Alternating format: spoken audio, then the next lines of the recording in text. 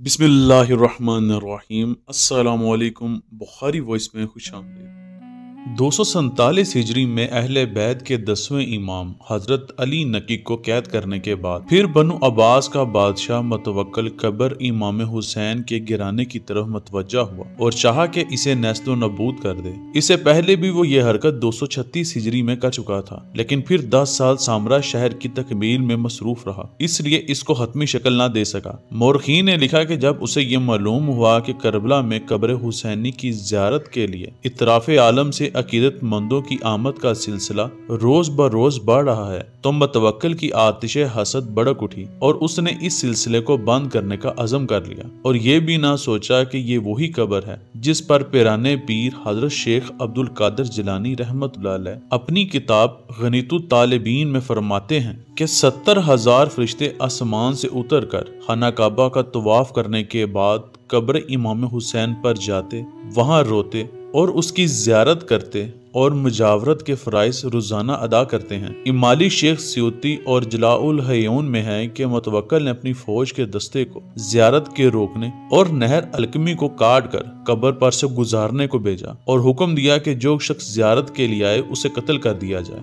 बाज़ उलमा के बयान के मुताबिक यह हुक्म दिया गया कि पहले हाथ काटे जाएं और फिर भी बाज न आए तो कत्ल कर दिया जाए। ये एक ऐसा हुक्म था जिसने अहले बैत के चाहने वालों को बेचैन कर दिया। हजरत ज़ैद मजनून जो कि अहले बैत के चाहने वाले थे, उन्होंने जब ये खबर सुनी तो ज़ियारत के लिए मिस्र से चलकर कुफा पहुंचे। वहां पहुंचकर हजरत बेलोल दना से मिले जो उस वक्त बामसलहत अपने आप को दीवाना बनाए हुए थे। दोनों में तबादला ख्याल हुआ और दोनों ज़ियारत कब्र मुनव्वर के लिए करबला रवाना हो गए। उन्होंने आपस में तय किया कि हाथ काटे जाएं तो कटवाएंगे, कत्ल होने की जरूरत महसूस हो तो कत्ल हो जाएंगे, लेकिन ज़ियारत जरूर करेंगे। जब ये दोनों करबला पहुंचे तो उन्होंने देखा कि कब्र की तरफ नहर का पानी कब्र पर से गुजरने की बेदबी नहीं करता। पानी कब्र तक पहुंचकर फट जाता है और कतरा कर इतराफे कब्र का बोसा लेते हुए गुजर जाता है। ये हाल देखकर उनका जज्बा मोहब्बत और उभर गया। ये अभी उस मुकाम पर थे कि वो शख्स इनकी तरफ मतवज्जा हुआ जो इन एहदाम कब्र पर मुतय्यन था। उसने पूछा कि तुम क्यों आए हो? उन लोगों ने कहा कि ज़ियारत के लिए।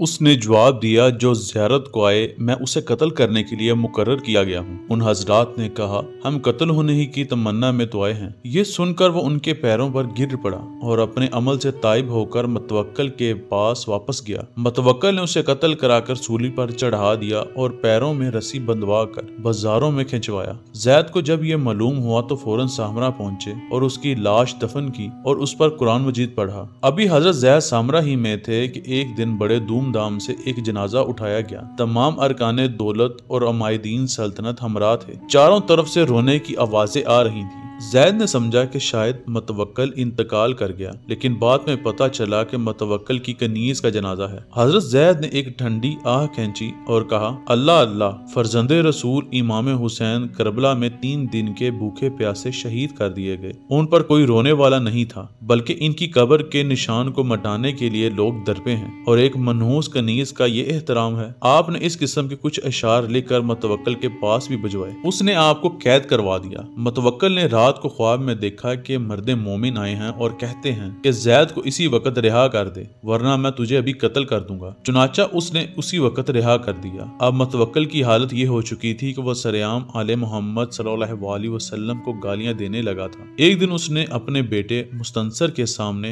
हजरत फातिमा ज़हरा के लिए नाजेबा अल्फाज इस्तेमाल किए। मुस्तंसर ने उलमा से दरियाफ्त किया कि जो शख्स ऐसे अल्फाज बिनते रसूलुल्लाह के लिए इस्तेमाल करे उसके लिए क्या हुक्म है। उलमा ने कहा, वो वाजिबुल कत्ल है। मुस्तंसर ने उसी रात बहुत से आदमियों की मदद से जालिम मुतवक्किल को नींद की हालत में कत्ल कर दिया। बाज़ मोरखीन ने लिखा कि मुतवक्किल ने अपने अहदे सल्तनत में कई लाख अहले बैत के चाहने वालों को कत्ल कराया था। इसके बाद मुस्तंसर ने हजरत इमाम अली नकी अलैहिस्सलाम को कैद खाने से रिहा किया और तख्त पर बरेजमान हुआ। एक और रवायत में है कि जब मुस्तंसर ने मुतवक्किल को कत्ल किया तो उसी रात हजरत इमाम अली नकी की खिदमत में हाजिर हुआ और सारा वाकया बयान किया। आपने फरमाया, बाप का कातिल ज्यादा देर तक जिंदा नहीं रहता और फिर कुछ ही अरसे बाद मुस्तंसर भी अपने भाई के हाथों कत्ल हो गया। अल्लाह मुझे और आपको आसानियां दे और आसानियां तकसीम करने की तौफीक अता फरमाए।